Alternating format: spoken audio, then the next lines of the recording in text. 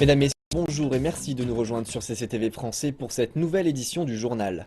À la une de l'actualité, la France a organisé une cérémonie sobre vendredi pour honorer la mémoire des 130 personnes tuées dans les attaques du 13 novembre à Paris. Il s'agissait du premier événement officiel depuis que des extrémistes islamiques ont attaqué le Stade de France, des bars, des restaurants et une salle de concert en plein cœur de Paris. Devant les Invalides, des photos des 130 personnes tuées dans les attaques sont montrées à l'écran. Leurs noms ont été lus avant la tenue d'une minute de silence par les 2000 personnes présentes, dont les familles des disparus, des personnes blessées lors des attaques et des dignitaires. C'est le président français François Hollande qui a dirigé la cérémonie. Nous ne céderons ni à la peur, ni à la haine. Et si la colère nous saisit, nous la mettrons au service de la calme détermination à défendre la liberté au jour le jour. Les résidents de Paris qui ne pouvaient assister à la cérémonie ont accroché un drapeau tricolore à leurs fenêtres. Les gens, y compris des touristes de partout dans le monde, ont continué à visiter la place de la République et les sites visés par les attaques pour laisser des gerbes de fleurs, allumer des lampions et écrire des messages personnels. Depuis le 13, pour moi, j'habite pas très loin, je viens de temps en temps ici. Bon, là, il y a aujourd'hui, il y a un peu plus de monde, mais tous les jours, c'est vrai qu'il y a du monde, tous les jours, matin, midi et soir. Pour moi, il n'y a pas, j'ai de la peine, j'ai de la peine. La majorité des victimes avaient moins de 35 ans et étaient originaires de plus de 50 villes en France et de 17 pays étrangers. Les attaques coordonnées il y a 2 semaines ont été revendiquées par le groupe État islamique et ont été décrites par le président Hollande comme une déclaration de guerre. Et après avoir enterré les morts, il nous reviendra de réparer les vivants. À vous tous, je vous promets solennellement que la France mettra tout en œuvre pour détruire l'armée des fanatiques qui ont commis ces crimes. La cérémonie de commémoration se terminait avec l'hymne national français, la Marseillaise. Une guerre des mots se poursuit après qu'un bombardier russe a été abattu par l'armée turque. Le président russe Vladimir Poutine a déclaré lors d'un entretien télévisé que la Russie n'avait reçu aucune excuse des dirigeants turcs suite à l'incident, ni aucune proposition d'indemniser Moscou. Il a ajouté que les actions de la Turquie ont mis à mal les relations entre les deux pays. Nous n'avons reçu aucune excuse officielle de la Turquie au niveau diplomatique, ni de proposition d'indemnisation pour les blessures et les dégâts, ni de promesse de punir les coupables de ce crime. Nous avons l'impression que le gouvernement turc veut de façon consciencieuse conduire les relations russo-turques vers une impasse, et nous regrettons cela. Poutine a qualifié l'incident de l'avion abattu de poignard dans le dos de la part d'un pays que la Russie considérait comme un ami. La Turquie cependant est catégorique sur le fait que ses forces ne connaissaient pas la nationalité de l'avion avant de l'abattre. Mais Poutine déclare que cela est impossible alors que l'avion avait un insigne russe. Il a ajouté que l'armée russe avait informé l'allié de la Turquie, les États-Unis, des coordonnées de l'avion. Poutine a également indiqué qu'il y avait des approvisionnements de pétrole à l'échelle industrielle qui arrivaient en Turquie depuis des régions contrôlées par des militants en Syrie. Le même jour, le ministre turc des Affaires étrangères, Mevlut Cavusoglu, a déclaré que la Turquie n'avait rien fait de mal en tirant sur le chasseur russe et qu'il n'y a pas besoin de s'excuser à l'égard de la Russie. Nous n'avons pas besoin de nous excuser pour une situation dans laquelle nous sommes dans notre droit. Mais nous leur avons indiqué hier par téléphone que nous étions profondément désolés pour cet événement qui nous attriste tous. Nous leur avons exprimé notre tristesse. Dans le même temps, la Russie s'est engagée à prendre d'importantes mesures de représailles contre l'économie turque pour venger l'incident à l'égard de son avion de chasse. Le Premier ministre Dmitri Medvedev a ordonné au gouvernement russe de prendre des mesures dont le gel de certains projets d'investissement conjoints avec la Turquie, la restriction de transactions financières et commerciales et la modification des droits de douane. Medvedev a également indiqué lors d'une réunion du cabinet ministériel que les mesures incluraient des restrictions sur les importations alimentaires de Turquie concernant des violations présumées des standards d'hygiène et de sécurité. La Russie a conseillé à ses citoyens de ne pas se rendre en Turquie et indiqué à ceux qui s'y trouveraient de revenir immédiatement en raison de possibles attaques terroristes. Le ministre russe de l'économie Alexei Ulyukayev a déclaré qu'il n'y aurait également des limitations sur les vols civils de et vers la Turquie. Et il n'exclut pas que les mesures pourraient toucher deux projets majeurs existants avec la Turquie, le gazoduc Turk Stream ainsi que la centrale nucléaire Akuyu. La COP21, la conférence 2015 sur les changements climatiques, aura lieu dans 2 jours à Paris. 138 dirigeants de la planète sont invités. 18 ans après la conférence de Kyoto, cette nouvelle rencontre devrait permettre d'obtenir un engagement contraignant sur la réduction des émissions dans le monde. Cependant, décrocher un accord de la part de l'ensemble des nations impliquées n'est pas chose facile, même si l'avenir de la planète et de ses habitants est en jeu. L'année 2015 devrait connaître les températures les plus hautes jamais enregistrées. Il s'agit d'ailleurs d'un des éléments essentiels du rapport rendu public mercredi par l'Agence météorologique des Nations Unies. Cette dernière met en garde contre l'inaction face au changement climatique. En effet, les températures pourraient monter de 6 degrés Celsius, voire plus. Réunis à Paris pour la COP21, les pays participants tenteront de décrocher un accord visant à maintenir le réchauffement climatique à 2 degrés Celsius. Dans cet accord, il y aura tous les éléments importants relatifs aux questions majeures dont nous discutons en ce moment. Par exemple, l'adoption de la réduction, le financement, la capacité de construction, le transfert de technologies et tous les types de sujets qui sont très importants pour le monde entier pour réellement appliquer la Convention. Le but de la conférence est d'atteindre un accord juridiquement contraignant et de fixer les objectifs visant à réduire les émissions de gaz à effet de serre. D'ailleurs, les Nations Unies ont le soutien de l'Union européenne. L'Union européenne se battra pour un mécanisme très ambitieux. En effet, lorsqu'on doit parvenir à un accord qui regroupe 196 parties, la façon la plus facile de s'en sortir est que cet accord soit minimaliste, car c'est plus facile pour obtenir un consensus. Avant le début de la conférence de Paris, tous les pays ont été invités à faire connaître leurs propres objectifs. La Chine s'est engagée à réduire ses émissions carbone par unité de PIB de 60 à 65% à l'horizon 2030 sur la base de 2005. Beijing a également promis d'accroître d'environ 20% la consommation des énergies non fossiles également à l'horizon 2030. Le président des États-Unis, Barack Obama, fait connaître un projet ambitieux. Celui-ci prévoit d'abaisser les émissions de gaz carbonique de 32% avant 2030 sur la base de 2005. Un plan que le Congrès des États-Unis doit valider. Il y a 18 ans, Washington signait un protocole d'accord permettant la réduction des émissions de gaz à effet de serre, un plan que le Sénat américain avait par la suite refusé de ratifier. Depuis, et malgré les espoirs soulevés lors de la conférence de Copenhague autour d'un traité juridiquement contraignant en 2009, la rencontre n'avait pas abouti. Dans l'impasse, les négociations avaient alors accouché de l'accord de Copenhague, non contraignant juridiquement. Bien que certaines nations aient fait des efforts pour réduire leurs émissions de gaz, des divisions subsistent autour de la question du changement climatique, en particulier sur la part de responsabilité des nations en développement et des nations développées. Par conséquent, le courage politique et la sincérité seront nécessaires lors des pourparlers de Paris. À l'occasion de Thanksgiving, la fête de l'Action de grâce, partout aux États-Unis, les commerçants ont proposé d'importants rabais dans le but d'attirer les consommateurs à la recherche de bonnes affaires. Les analystes prévoient qu'environ 20% des achats réalisés durant les périodes de vacances aient lieu au cours du week-end qui a commencé lors du Black Friday. Aux États-Unis, plus de 135 millions d'acheteurs profiteront de cette période. Les soldes du Black Friday ou Vendredi noir sont devenus traditionnels aux États-Unis. En dépit des basses températures, les clients attendaient patiemment et dans le froid l'ouverture des centres commerciaux. Les achats sur Internet gagnent en popularité. Facilité et tranquillité sont deux des avantages qui font la différence. D'ailleurs, Walmart et d'autres distributeurs, à l'image de Home Depot, se concentrent maintenant sur le commerce électronique.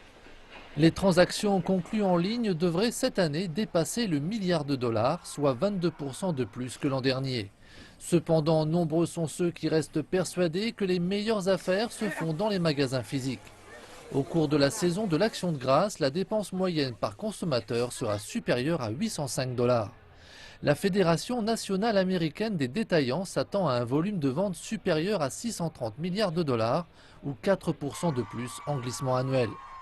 Fièvre acheteuse aidant, les analystes estiment que la consommation fera un bond de 3% au quatrième trimestre et que la confiance des consommateurs se rétablira par la même occasion.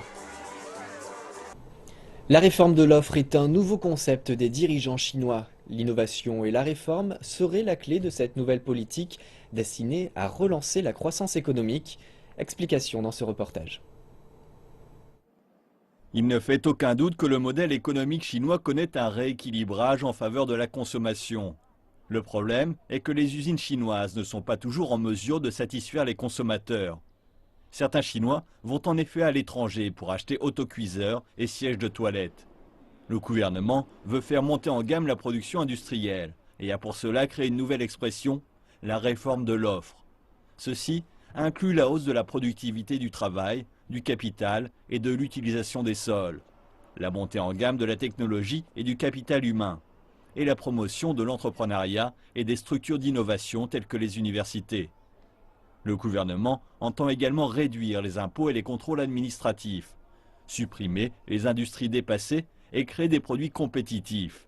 Pour reprendre les mots des experts, tout tourne autour de réformes et d'innovation. La réforme de l'offre consiste en l'accélération des réformes et l'essence de cela est l'innovation, qui inclut l'innovation technologique et institutionnelle. Nous devons créer un environnement qui nourrisse l'innovation. La théorie économique basique explique qu'il existe deux phases dans une économie, l'offre et la demande. Si le gouvernement peut stimuler la demande en lançant des projets publics et en encourageant la consommation, ce qu'il a fait par le passé, les économistes expliquent que cela ne peut élever le niveau de production. La réforme de l'offre va accroître l'efficacité et au final les perspectives de croissance des entreprises. En réponse à cela, certains analystes expliquent que les entreprises doivent recourir à l'innovation pour satisfaire les besoins des consommateurs. Les producteurs doivent baser leur production sur les consommateurs ou personnaliser leurs produits. Je pense que quand notre production satisfera la demande, les gens n'iront plus à l'étranger pour faire du shopping et notre secteur des services se développera. De plus, la réforme de l'offre correspondrait à la situation économique actuelle et permettrait d'en surmonter les difficultés. Les dirigeants chinois ont mentionné cette expression à 4 reprises en seulement 9 jours, tant au niveau interne qu'international. Ils espèrent que cela puisse donner une impulsion aux entreprises et améliorer la qualité des biens et services. Une cible ambitieuse de 100 milliards de dollars américains par année a été établie pour les échanges commerciaux entre la Chine et la Thaïlande. Dans le cadre d'une stratégie pour stimuler la croissance, environ 300 entreprises ont exposé leurs produits lors d'un salon professionnel à Bangkok. Ces véhicules spéciaux construits par un fabricant chinois fonctionnent tous grâce à des piles. L'industrie des véhicules électriques croît de 30% par année en Chine et les fabricants envisagent maintenant d'exporter leurs produits. Ce centre de commande mobile obtient un énorme succès commercial auprès des services de police en Chine. Maintenant, ces fabricants espèrent aussi susciter l'intérêt de la police thaïlandaise. Au début, nous voulons vendre plus de 500 véhicules par année en Thaïlande. Nous pensons que si nous augmentons nos parts de marché, nous pourrons construire une usine en Thaïlande. La compagnie vend déjà des machines agricoles pour une valeur de 2 millions de dollars par année en Thaïlande. Elle espère maintenant multiplier ses ventes par 3. La Chine est un grand pays agricole et la Thaïlande aussi. Alors nous sommes venus ici pour conclure des ententes. Plus de 200 entreprises chinoises et une centaine d'entreprises thaïlandaises ont participé à l'événement montrant 3000 produits différents. Le commerce bilatéral entre les deux pays est déjà évalué à environ 67 milliards de dollars par année et certains espèrent qu'il va atteindre les 100 milliards de dollars. Cet événement est très important parce que c'est un pont pour aider à éveiller la conscience commerciale des investisseurs thaïlandais et chinois, mais aussi des entrepreneurs. Le gouvernement chinois particulièrement prête attention à ce genre d'événement commercial. Des entreprises thaïlandaises ont fait la promotion d'une vaste gamme de marchandises d'exportation, particulièrement des produits dans le domaine de la santé, des stations thermales et des massages, qui intéressent particulièrement le marché chinois. La Chine et la Thaïlande voient des avantages mutuels dans un partenariat économique en pleine expansion. Pour les entreprises chinoises, la Thaïlande offre un accueil intéressant et une passerelle pour la communauté économique de l'ASEAN. Pour la Thaïlande, plus d'1 milliard de consommateurs chinois représentent un marché énorme.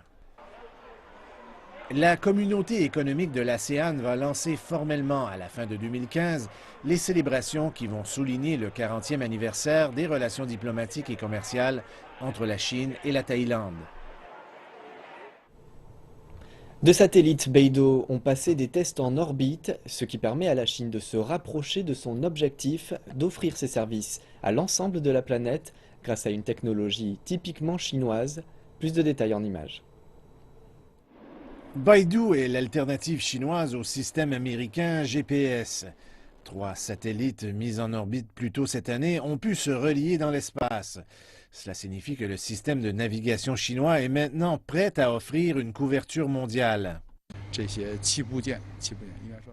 Les horloges atomiques faites en Chine qui sont dans les satellites sont plus stables et plus précises que celles de la génération précédente. Le lien interstar garantit que la moindre donnée ne sera pas perdue pendant la phase de transition, ce qui est fondamental pour améliorer l'exactitude du positionnement. Cela va permettre l'installation de stations terrestres dans des zones où peu de terrains sont disponibles. Ça nous permettra de réagir rapidement à n'importe quel changement qui se produit avec les satellites. La transition de données en temps réel assure un service stable toute la journée pour les utilisateurs dans la zone Asie-Pacifique. La région est déjà couverte par le système Beidou depuis 2012. 16 satellites ont offert des services de positionnement avec une exactitude de moins de 10 mètres. Nous nous attendons à ce que d'ici 2020, le système de positionnement par satellite mondial soit en opération. Pour avoir la couverture sur l'ensemble de la planète, le pays a pour but d'avoir 35 satellites en orbite d'ici 2020. Actuellement, 20 d'entre eux sont en opération dans l'espace. Les ingénieurs disent que les 2 satellites ont atteint les plus hauts niveaux technologiques en Chine jusqu'à présent. Les pièces principales assurent aussi que les signaux ne seront pas interrompus par des épisodes de radiation solaire. La Chine est le 3e pays dans le monde à avoir ses propres satellites de navigation. Et pour terminer ce journal, parlons du Kenya, le plus grand exportateur mondial de thé noir. Pourtant, de nombreuses restrictions empêchent encore les profits tirés de son exploitation d'être rapatriés à l'intérieur du pays. Les industriels du thé au Kenya comptent désormais sur le soutien des sociétés chinoises pour valeur ajoutée et le prix de leurs produits sur le marché international. Le Kenya est célèbre pour son thé noir CTC, reconnu pour son procédé de fabrication unique, qui est à l'origine de sa couleur brune intense. 95% de la production du thé au Kenya est exportée. Mais cette industrie est largement tributaire des quelques multinationales partenaires contrôlant de la production aux canaux d'exportation, en passant par la fixation des prix. Les cultivateurs indigènes de thé et les industriels perdent progressivement une part significative de leurs profits. Ngorongo Tea Factory est une usine qui fabrique du thé noir kényan depuis près de 50 ans. Ses propriétaires ont réalisé que l'inadaptation de leur activité les a rendus au fil des années plus vulnérables aux évolutions du marché. Au fil des ans, la dépendance de notre pays au thé noir CTC a pris une ampleur importante. Au cours des 2 dernières années, nous avons connu au Kenya une surproduction de thé noir CTC qui a sérieusement affecté le niveau des prix. Les prix ont chuté de près de 50%. L'usine Ngorongo a pris conscience du fait que sa stratégie devait évoluer pour rester dans la course. Nous devons constamment innover en termes de diversification des produits, mais aussi pour rendre nos produits plus abordables aux consommateurs de ce pays. Nous prévoyons également de nous diversifier sur les marchés d'exportation. La pression liée au changement ne se ressent pas seulement chez les industriels du thé. Les petits cultivateurs de thé aspirent aussi à améliorer leurs conditions en agrandissant la taille de leur propre production. Je viens de cette région, j'ai été à l'école ici et toute ma famille habite dans cet endroit. Ici, la plupart des gens cultivent du thé, mais sur de petites parcelles de terre. La taille limitée des productions place les petits cultivateurs dans une position désavantageuse sur la chaîne de valeur. C'est pourquoi la diversification et l'élargissement de la taille des productions sont la priorité absolue des petits cultivateurs et de tous les industriels de thé du pays. Mais tout cela requiert de nouvelles sources de financement. Ainsi, il n'est pas surprenant de voir que la Banque chinoise de développement tente de s'impliquer davantage dans l'industrie du thé au Kenya. L'usine est l'un des clients potentiels de notre banque. Ils envisagent de s'élargir au marché chinois, mais également d'augmenter leur capacité de production. Nous pensons qu'elle atteint le niveau d'exigence demandé pour soutenir les bases de la croissance de ce pays et pour aider les petits cultivateurs et les travailleurs. Le soutien financier de la Banque chinoise de développement ne montre qu'un des aspects de ces efforts réalisés. Avec l'augmentation des échanges et la multiplication des domaines de coopération entre la Chine et l'Afrique, la Banque chinoise de développement, en plus de fournir des investissements solides, est en mesure d'établir le lien manquant aux petits cultivateurs et aux industriels pour conquérir de nouveaux marchés dans le futur. Et c'est la fin de notre journal. Merci pour votre attention. Bonne suite de programme à toutes et à tous sur CCTV Français.